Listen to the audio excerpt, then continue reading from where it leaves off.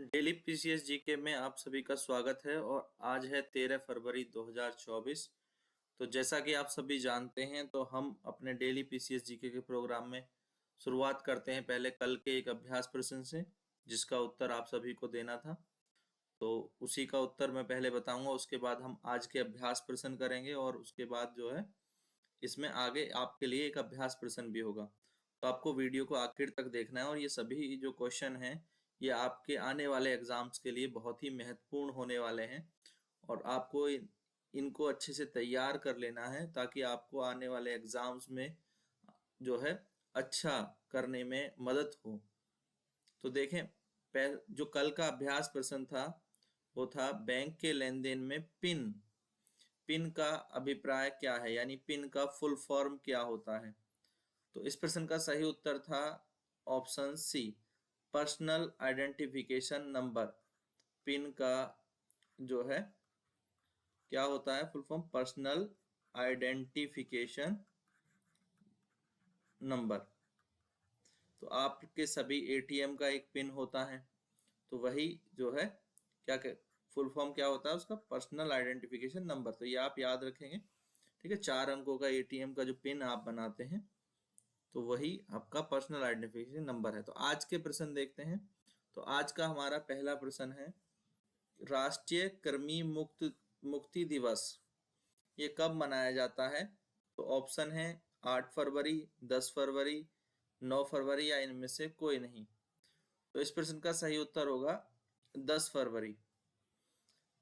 प्रत्येक वर्ष 10 फरवरी को राष्ट्रीय कृमि मुक्ति दिवस मनाया जाता है और इसको मनाने का मकसद क्या है कि जो बच्चे हैं, जो छोटे बच्चे हैं जिनके पेट में अक्सर आपने सुना होगा कीड़े पड़ जाते हैं, कृमि कृमि क्या होते हैं, वॉर्म्स, तो कृमि हो जाते हैं, उनसे उनको मुक्त करने के लिए तो एक अभियान चलाया जाता है, जिस अभियान के तहत स्कूलों में जो है बच्चों को एल्बेंडाजोल की जो है वो गोलियां भी खिलाई जाती हैं। तो एल्बेंडाजोल की जो है गोलियां दी जाती हैं जिससे कि बच्चे जो है उनके पेट के जो कृमि है वो खत्म हो सके और देश से कृमि जो है वो हटाने के लिए ये राष्ट्रीय कृमि मुक्ति दिवस मनाया जाता है। तो अगले प्रश्न पर चलते हैं। हाल ही में आप सभी को पता होगा अंडर 19 जो है पुरुष वनडे क्रिकेट विश्व कप खेला गया 2024 का। तो ये किसने जीता है। तो option A Bharat, option B Australia, option C दक्षिण अफ्रीका, ऑप्शन डी इंग्लैंड। तो इस प्रश्न का सही उत्तर होगा ऑस्ट्रेलिया। भारत और ऑस्ट्रेलिया के बीच ये मुकाबला खेला गया दक्षिण अफ्रीका में, जहां ऑस्ट्रेलिया ने भारत को जो है 79 रन से हरा दिया और ऑस्ट्रेलिया ने फाइनल को जीत करके ये ट्रॉफी अपने नाम कर ली। पहले जो है खेलते हुए ऑस्ट्रेलिया ने 253 रन बनाए थे 7 विकेट के नुकसान पर 50 ओवर में, और भारत जो है 174 पर ऑल आउट हो गया था 43.5 ओवर। ये अंडर 19 क्रिकेट वर्ल्ड कप है, जो 19 साल से कम उम्र के जो लड़के हैं उनके बीच में ये मुकाबला जो है खेला गया। अभी हाल ही में जो है विश्व कप भी हुआ था जिसमें ऑस्ट्रेलिया जीती थी, वो जो है अंडर 19 वाला नहीं, जो क्रिकेट विश्व कप हुआ था 2023 में नवंबर में, 19 नवंबर को उसका फाइनल हुआ था। तो उसमें भी भारत जो है ऑस्ट्रेलिया से हार गया। तो इस बार का अंडर 19 विश्व कप और जो क्रिकेट विश्व कप जो मेन होता है वो दोनों ही ऑस्ट्रेलिया ने जीते हैं। अंडर 19 क्रिकेट वर्ल्ड कप की अगर बात करें तो इसमें जो है चौथी बार ऑस्ट्रेलिया जो है विजेता बना है। इससे पहले अभी 2024 में ऑस्ट्रेलिया जीता है, इससे पहले ऑस्ट्रेलिया 2010 में जीता था और उससे पहले ऑस्ट्रेलिया 2002 में, और सबसे पहला जो अंडर 19 क्रिकेट विश्व कप हुआ था 1988 में। उस समय इसको यूथ कप कहा जाता था, उस समय इसका नाम होता था यूथ कप। तो भी ऑस्ट्रेलिया जीता था, तो ऑस्ट्रेलिया अब चौथी बार जीता है। वहीं अगर अंडर 19 क्रिकेट विश्व कप की बात करें तो भारत इसको 5 बार जीत चुका है। सन 2000 में मोहम्मद कैफ की कप्तानी में ये जीता था, फिर सन 2008 में भारत ने इसको जीता, 2012 में भारत जीता और 2018 में भी भारत जीता था और साथ ही 2022 में। तो भारत कितनी बार विजेता बन चुका है, सर्वाधिक बार भारत इसमें 5 बार विजेता रहा है। वहीं ऑस्ट्रेलिया जो है अभी 2024 में भी विजेता बन गया है। तो ऑस्ट्रेलिया अंडर 19 विश्व कप 4 बार जीत चुका है। तो ये भी आपको ध्यान रखना है। तो अगले प्रश्न पर चलते हैं। अगला प्रश्न देखें, हाल ही में किसने अपने चैटबॉट बार्ड एआई जो चैटबॉट है उसका नाम बदल करके क्या कर दिया है, जेमिनी के रूप में उसको रीब्रांड किया है। जेमिनी के रूप में तो किसने रीब्रांड किया है? मेटा ने, गूगल ने, माइक्रोसॉफ्ट ने, या इनमें से कोई नहीं? तो इस प्रश्न का सही उत्तर होगा गूगल ने। तो गूगल का जो एआई सॉफ्टवेयर था बार्ड, अब उसी को उन्होंने नाम बदल करके और नए वर्जन को लॉन्च किया है। क्या नया नाम हो गया? जेमिनी। ये जेमिनी नाम जो है किससे लिया गया है? नक्षत्र के राशि के नाम से लिया गया है। नक्षत्र के नाम से जो है इसको लिया गया है, इस नाम को। अगला प्रश्न देखते हैं।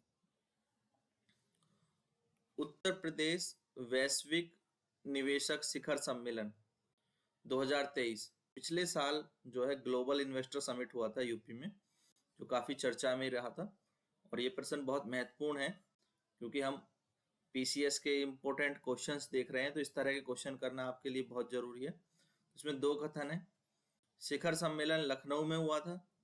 दूसरा कथन है कि इसका उद्घाटन भारत के राष्ट्रपति द्वारा किया गया था। तो इसमें से कौन सा कथन जो है सही है या कौन सा कथन गलत है, तो ये आपको मालूम होना चाहिए। तो ऑप्शन देख लेते हैं पहले। ऑप्शन है 1 व 2 दोनों, ऑप्शन बी है केवल 2, ऑप्शन सी है केवल 1 और ऑप्शन डी है ना तो 1 ना तो 2। तो इसमें जो पहला ये ग्लोबल इन्वेस्टर समिट है, ये कहाँ हुआ था? ये लखनऊ में हुआ था। तो ये उत्तर प्रदेश की राजधानी लखनऊ में ये आयोजित किया गया था। उद्घाटन की अगर बात करें तो इसका उद्घाटन जो है भारत के प्रधानमंत्री पीएम नरेंद्र मोदी जी ने किया था। वहीं इसका समापन जो कार्यक्रम हुआ उसमें जो है प्रेसिडेंट राष्ट्रपति द्रौपदी मुर्मू ये मौजूद रही थी। ठीक है, द्रौपदी मुर्मू।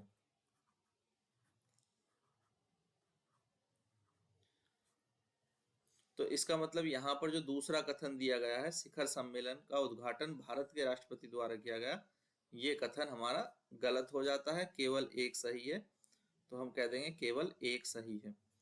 अगले प्रश्न पर चलते हैं। क्वेश्चन जो है सूची के मिलान को लेकर के क्वेश्चन है, जहां पर एक सूची में आपको देश बताए गए हैं, दूसरे उसके सामने जो है अभी जो एशियाई खेल हुए थे पिछले वर्ष 2023 में, तो उनमें पदकों की संख्या। तो यहाँ चीन, जापान, कोरिया और भारत, इनके सामने जो पदकों की संख्या दी गई वो 190, 107, 383 और 188, इसका आपको मिलान करना है। तो सर्वाधिक पदक की अगर मैं बात करूं तो चीन को मिले थे 383 पदक। तो ए का मिलान हमारा हो जाता है 3 से। जापान को जो पदक प्राप्त हुए, वो जापान को इस प्रतियोगिता में कितने पदक प्राप्त हुए थे? जापान को इस प्रतियोगिता में 188 पदक, यानी बी का मिलान हो जाता है 4 से। कोरिया दूसरे स्थान पर रहा था और कोरिया ने 190 पदक जीते थे, तो सी का मिलान हम 1 के साथ कर पाएंगे। और भारत का तो आपको मालूम ही होगा, भारत ने अपना सर्वश्रेष्ठ प्रदर्शन करते हुए एशियाई खेलों में 107 जो है पदक जीते। तो यहाँ पर 107 पदक भारत ने जीते थे, तो डी का मिलान हो जाएगा 2 के साथ। तो इस हिसाब से हमारा आंसर जो है वो बी ऑप्शन सही हो जाएगा, A3, B4, C1, D2। ठीक है, तो ये आपको याद होना चाहिए कि एशियाई खेलों में जो है शीर्ष स्थान पर कौन देश था? शीर्ष स्थान पर पहले स्थान पर कौन था? चीन। पहले स्थान पर था चीन, दूसरे स्थान पर था कोरिया गणराज्य कोरिया, तीसरे स्थान पर जापान रहा। ठीक है, और फिर 107 मेडल के साथ भारत चौथे स्थान पर इस प्रतियोगिता में रहा। ठीक है, तो इस हिसाब से आप इसका क्रम याद रखेंगे। अगले प्रश्न पर चलते हैं। अगला प्रश्न भी सूची मिलान से संबंधित है और बहुत ही महत्वपूर्ण प्रश्न है, जिसमें जो है आपको उत्तर प्रदेश की कुछ अकादमी संस्थाओं के जो नाम दिए गए हैं और उनका स्थापना वर्ष, इनका मिलान करना है। तो राज्य ललित कला अकादमी लखनऊ में स्थित है। तो इसकी स्थापना कब हुई थी? इसकी स्थापना हुई थी 1962 में। उत्तर प्रदेश संगीत नाटक अकादमी, ये लखनऊ में है। इसकी स्थापना कब हुई थी? 1963 में। भारतेंदु नाट्य अकादमी, ये लखनऊ में है। इसकी स्थापना हुई थी 1975 में। वहीं अयोध्या शोध संस्थान, अयोध्या शोध संस्थान की स्थापना जो है ये किस समय हुई? अभी पिछले प्रश्न पर, हाँ, अयोध्या शोध संस्थान की स्थापना, वन सेकेंड कुछ, अयोध्या शोध संस्थान की स्थापना 1986 में हुई। ठीक है, तो अब यहां पर देखिए इसका मिलान क्या बनता है। तो ए हमारा हो जाएगा 4 से, उसके बाद बी को हमने मिलाया 3 से, बी को 3 से मिला दिया, फिर सी हो गया 2 से और डी हो गया 1 से। तो आपका करेक्ट आंसर हो जाएगा ए ऑप्शन। ए ऑप्शन जो है वो करेक्ट आंसर है। अगला प्रश्न देखें, मेगापोलिस। मेगापोलिस शब्द ये सर्वप्रथम किसने प्रयोग किया?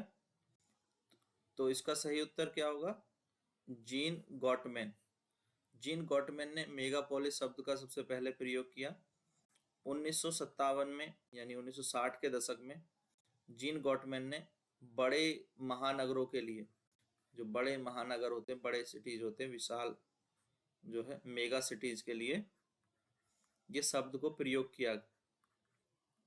तो मेगापोलिस। ठीक है, अगला प्रश्न देखिए, हाल ही में भारत रत्न पुरस्कार दिए गए, आप सभी जानते हैं, लगातार न्यूज में बने हुए हैं भारत रत्न पुरस्कार। तो उसी से संबंधित ये प्रश्न है, निम्न में से किसे हाल ही में भारत रत्न पुरस्कार दिया गया? लाल कृष्ण आडवाणी, एम.एस. स्वामीनाथन, चौधरी चरण सिंह या उपरोक्त में से कोई नहीं? सॉरी, उपरोक्त सभी। तो डी ऑप्शन है उपरोक्त सभी। तो ये उत्तर यही सही होगा, उपरोक्त सभी। तो हाल ही में जो है लाल कृष्ण आडवाणी जी को भी भारत रत्न पुरस्कार दिया गया, एम.एस. स्वामीनाथन जी को और चौधरी चरण सिंह जी को भी। अब इनके बारे में थोड़ा थोड़ा मैं आपको परिचय करा देता हूँ। तो लाल कृष्ण आडवाणी राजनेता रहे, ठीक है, बीजेपी पार्टी से रहे, उससे पहले जनसंघ में थे। तो इनके बारे में आप सभी जानते हैं, ये जाने माने चर्चित राजनेता हैं। और एम.एस. स्वामीनाथन, इन्हें हरित क्रांति का जनक माना जाता है। 60 और 70 के दशक में जब देश में गेहूं और चावल की उपज काफ़ी कम होती थी, उस समय इन्होंने गेहूं और चावल की उपज को बढ़ाने के लिए हाई यील्ड वैरायटी के जो सीड्स हैं उनको जो है भारत में उनको प्रचार प्रसार किया और उनको जो है यहाँ पर जो है उन सीडों को विकसित किया। ये इन्होंने अमेरिका से सीखा था। तो भारत में हरित क्रांति का जनक इनको कहा जाता है। ये हरित क्रांति के जनक रहे। हाल ही में जो है सितंबर 2023 में एम.एस. स्वामीनाथन जी का निधन हो गया था। उसके बाद इनको मरणोपरांत भारत रत्न पुरस्कार दिया गया है। अगर एक प्रश्न यहाँ पर आता है, विश्व में हरित क्रांति के जनक कौन है? तो विश्व में हरित क्रांति के जनक किसको जाना जाता है?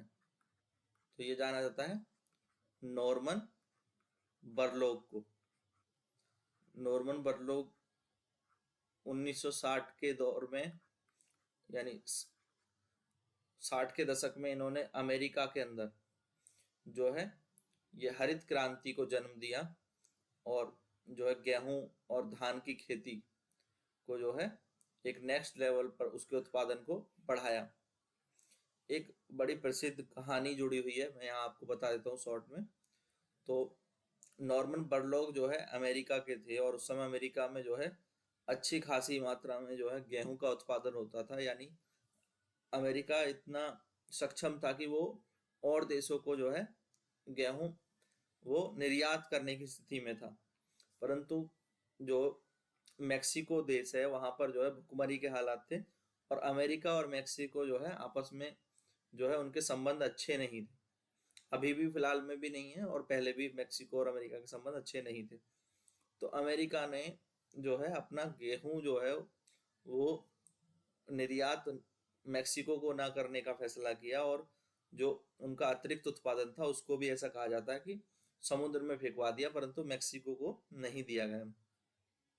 तो नॉर्मन बरलॉग इससे बहुत आहत हुए, और वो अपने देश को छोड़ करके, अमेरिका से छोड़ करके वो मेक्सिको चले गए, और वहां पर उन्होंने अपनी रिसर्च को और आगे करते हुए और हरित क्रांति को जो है जन्म दिया, और हरित क्रांति के और उत्पादन को उन्होंने मेक्सिको में जो है फसलों के उत्पादन को, गेहूं और धान की फसल के उत्पादन को जो है बढ़ावा दिया, और उसको नेक्स्ट लेवल पर लेकर के चले गए। तो तब से जो है वहां पर जो है गेहूं और धान की खेती का बहुत विकास हुआ। और इसी तरह जब स्वामीनाथन जी के बारे में भी ये कहानी है कि इन्होंने नॉर्मन बरलॉग से सीखा, ये गए थे वहां पर और उनसे सीखा, और फिर उस चीजों को सीख करके इन्होंने भारत में हरित क्रांति को जो है वो आगे बढ़ाया, और भारत में भी जो है गेहूं और धान की खेती में जो है अभूतपूर्व जो प्रगति हरित क्रांति के परिणाम स्वरूप देखी गई। तो ये चीजें हैं, और अब इनको सम्मानित किया गया है भारत रत्न पुरस्कार से। चौधरी चरण सिंह जी को भी सम्मानित किया गया है। चौधरी चरण सिंह जी कौन थे, इनके बारे में भी थोड़ा सा जान लेते हैं। तो ये उत्तर प्रदेश के मुख्यमंत्री भी रहे, और हमारे देश के प्रधानमंत्री भी रहे, ठीक है, भारत के पीएम भी रहे, और उत्तर प्रदेश के सीएम भी रहे थे। इनको जो है किसान नेता के रूप में जाना जाता है। किसानों के लिए इन्होंने कई सारे जो है कानून बनाए जब ये यूपी के मुख्यमंत्री थे अपने, और जब भारत के प्रधानमंत्री रहते हुए उन्होंने किसान के हित में अनेक कार्य किए, इसलिए इन्हें किसान हितैषी नेता के रूप में जो है जाना जाता है, और इनको भी भारत रत्न पुरस्कार दिया गया है। तो भारत रत्न पुरस्कार हमारे देश का सर्वोच्च नागरिक सम्मान है। भारत रत्न हमारे देश का सर्वोच्च नागरिक सम्मान होता है। इसके अलावा पद्म पुरस्कार दिए जाते हैं, हर वर्ष पद्म पुरस्कार भी दिए जाते हैं। तो पद्म पुरस्कार कौन कौन से हैं? पद्म विभूषण जो कि द्वितीय सर्वोच्च नागरिक पुरस्कार माना जाता है, फिर होता है पद्म भूषण और पद्मश्री। तो ये तीन पद्म पुरस्कार दिए जाते हैं। वरीयता के क्रम में जो है सबसे ऊपर हो जाएगा इनमें द्वितीय पर पद्म विभूषण, थर्ड पे हो जाएगा पद्म भूषण, और फिर पद्मश्री, और सर्वोच्च हो जाता है भारत रत्न। ठीक है, तो कब से इनकी शुरुआत हुई थी? तो इनकी शुरुआत हुई थी 1952 से। 1952 से ये पुरस्कार दिए जाते हैं। भारत रत्न पुरस्कार किसी एक वर्ष में 3 व्यक्ति को दिया जा सकता है अधिकतम, और इस वर्ष जो है आपने देखा होगा कि इस वर्ष 5 लोगों को जो है ऑलरेडी जो है घोषित किया जा चुका है, भारत रत्न पुरस्कार की घोषणा हो चुकी है। तो क्या ये इसी वर्ष के हैं? नियम में तो एक वर्ष के अंदर 3 है, तो जो 3 पुरस्कार है वो बैकलॉग में दिए गए हैं, क्योंकि पिछले वर्ष जो है घोषणा नहीं की गई थी किसी भी व्यक्ति के लिए भारत रत्न की, तो उनको बैकलॉग में घोषित किया गया है। तो यानी एक वर्ष में 3 ही किए जाते हैं। तो अब जो किए गए हैं कुछ 2022 के लिए किए गए हैं, कुछ 2023 के लिए किए गए हैं। इस तरह से भारत रत्न पुरस्कार एक वर्ष में 3 को ही दिए जाते हैं मैक्सिमम, और ये मरणोपरांत भी दिया जा सकता है। ठीक है, पहले इसमें नियम नहीं था मरणोपरांत का, अब जो है मरणोपरांत भी भारत रत्न दिया जा सकता है। अब देखिए आगे बात करते हैं अगले प्रश्न की। तो अगला जो प्रश्न है वो है, हाल ही में समाचारों में जो है अभी उत्तराखंड में जो है एक पुलिस और स्थानीय लोगों के बीच झड़प की खबरें थी, तो वो किस जिले से संबंधित है? यही प्रश्न है। हल्द्वानी, नैनीताल, चंपावत और अल्मोड़ा।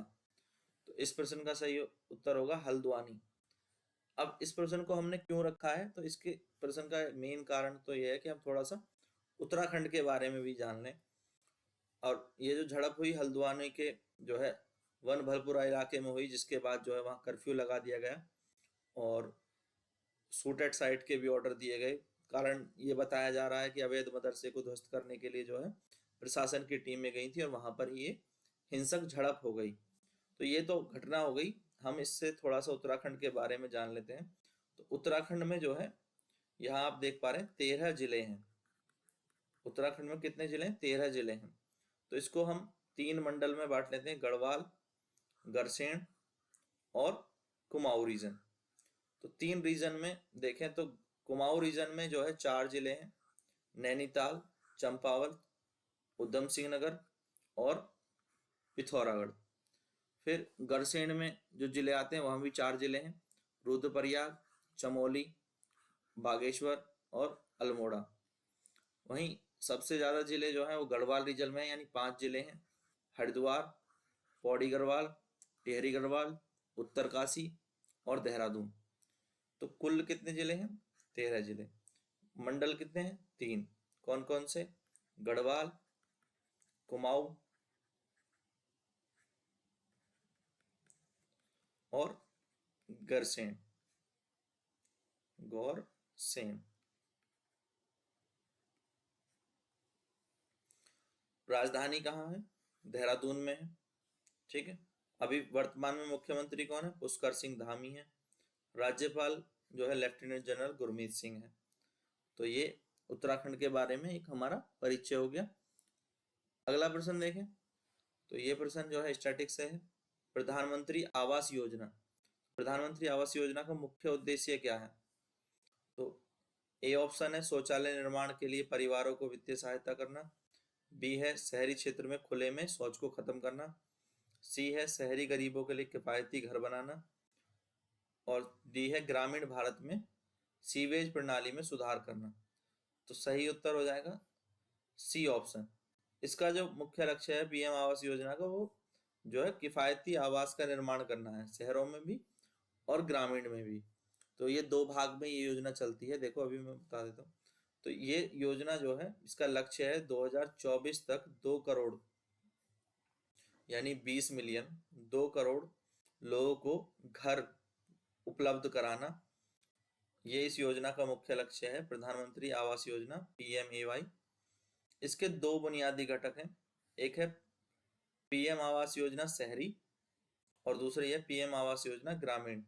तो ये ग्रामीण क्षेत्रों में भी और शहरी क्षेत्रों में भी आवास जो है वो प्रोवाइड कराती। इससे पहले जो एक स्कीम चलती थी इंदिरा आवास योजना, उसको इस जो है इसी में मर्ज कर दिया गया और अब उस योजना का जो है वो योजना प्रधानमंत्री आवास योजना के नाम से चलती है। ठीक है। तो ये इसी से मर्ज करके बनाई गई। तो इसका प्रश्न का विकल्प जो है सी सही है। और आज का अभ्यास प्रश्न, इस प्रश्न का उत्तर आपको जो है कमेंट बॉक्स में देना है। तो प्रश्न क्या है? गुर्दे की पथरी किसके कारण बनती है? प्रोटीन के अवक्षेपण या ऑक्सलेट के क्रिस्टलीकरण और रेत के कणों का जमाव या वसा का जमाव। तो इस प्रश्न का सही उत्तर कमेंट बॉक्स में जरूर दें। अगर आप हमारा प्रोग्राम लगातार फॉलो कर रहे हैं तो आप इस प्रश्न का उत्तर बड़ी आसानी से दे पाएंगे, क्योंकि इस प्रश्न का डिस्कशन हमने पिछले वीडियो में किया है। अगर आपने पिछला वीडियो नहीं देखा है तो आप वो जरूर देखें। तो उसका लिंक भी डिस्क्रिप्शन बॉक्स में आपको मिल जाएगा और प्लेलिस्ट में भी आपको ये सारे वीडियोस मिल जाएंगे। तो चैनल को सब्सक्राइब जरूर कर लें। वीडियो पसंद आए तो लाइक करें, अपने सभी दोस्तों को इसके बारे में बताएं, शेयर करें। और ये वीडियो देखने के लिए आप सभी का बहुत बहुत धन्यवाद। Thank you. Thanks for watching.